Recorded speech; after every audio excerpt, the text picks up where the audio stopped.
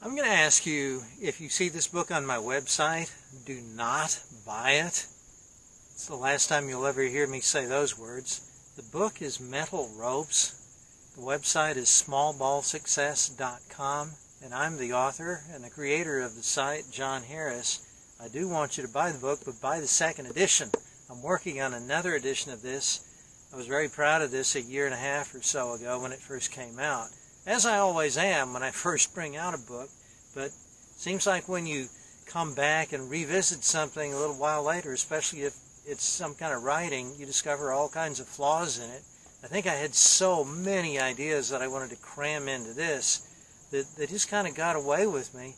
It's good stuff, but it's disorganized. And in fact, only lately, as I've been rewriting the book, have some new ideas occurred to me. Specifically, what I want to talk about here right now is, okay, there's so many videos that I've made, and there's so many discussions I've had about how did those 1890s, 1880s strikers, they called them, how did they hit out of that stance that they had where the front foot was pointing out toward the pitcher? And of course, there's no video from back then. I just racked my brains over and over trying to find an explanation. And I think probably they were doing this. Let me step back toward my raised garden here. My sweet potatoes are doing fine. Foot pointed out, and here's the bat right over the belt. Isn't that weird? And I think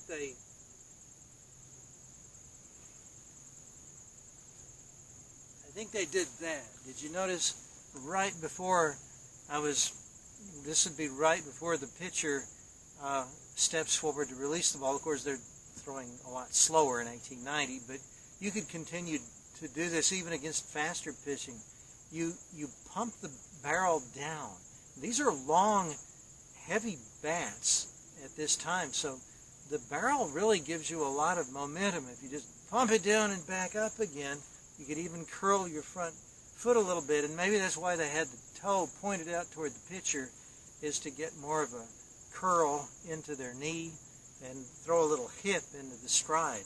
But these, as we say on smallballsuccess.com, all of these old swings are front foot hitting swings. Well, let me show you that again. So I'm gonna punt the barrel right when I'm ready to swing and lift it up. And see, I had talked in earlier videos and in the book about the basic dead ball swing that I liked, and I didn't have that pump of the barrel in there. I just suggested that, okay, have the barrel low, and then when you load, just lift it up and lift your forward leg. So you're just... But you know what the problem with that is, I find, is that it's hard to, unless you have the pitcher timed perfectly, it's hard to hold this at a dead standstill. And you don't really want to. We talk about, I called them kinetic loops before in the book now, in the revision I'm calling them fluid sidetracks. It's like you are channeling your energy onto a sidetrack, but it's still going. It's going in a loop. And you don't want it to stop. If we just lift straight up and lift the front foot with the barrel, we're kind of freezing there waiting for the ball to get to us. But if I pump the barrel first, it's really amazing. You can feel it in your back foot if you try it, but it doesn't seem like anything more is happening there. But it's amazing that there is energy cycling through your body just because of that little pump.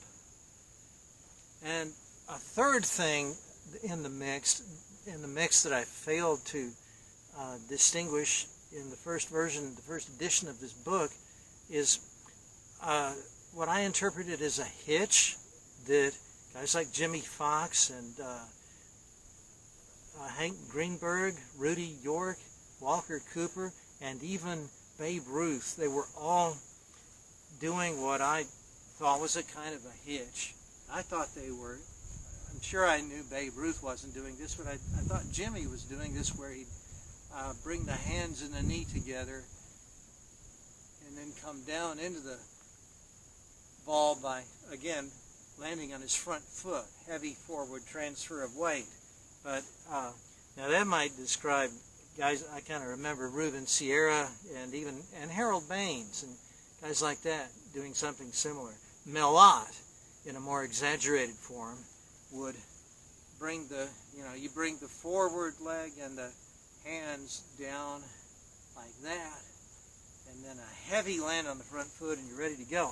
But that's not what most of those hitters were doing. They were doing the thing that I showed you earlier. Jimmy Foxx, Babe Ruth, they were not bringing the hands and the forward knee together. They were, I like to think of it as there's kind of a string attached to the barrel here, and when you lift up the barrel, you lift up the forward leg. So it's, again, energizing the load by flicking the barrel down and then bringing it up. That's what Foxx was doing.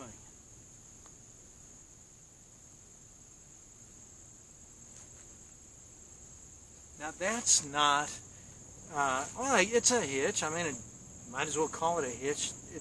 If a hitch is simply dipping the barrel of the bat, then sure, that's a kind of a hitch too, but it's very different from the kind when the hands and the knee come together. So anyway, I'm trying to sort all of that out. I think it's really interesting, and the last thing I'm going to leave you with, other than just keep looking for the second edition of the book, is the name of the book is Metal Ropes, and the title is an allusion to the metal bat. I'm trying to suggest how some of the lessons of the dead ball era could be forwarded into the 21st century to use with our metal bat. I actually think, got a metal bat right here, I think that what I just told you, you can try it. I think it works very well with metal. This is not as heavy a bat, of course, as the wooden one. It's not as long, but try the flick. And then the bigger flick you give to it,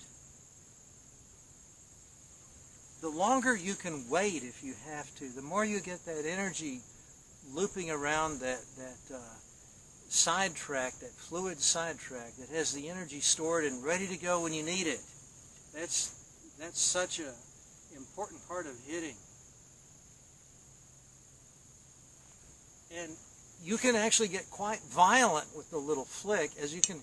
So many guys in the old newsreels I've watched doing this in the last few weeks. You can really get into that because it's not making your head bounce around. It's all in the hands, so you can really flick it down hard and bring it up. And again, believe me, you can feel that energy. It seems like you're just coming to a standstill, but you're not. You can feel the energy working through you on your back foot. So I think that's pretty cool. I can't wait to get out and try it on a machine. Hope this helps.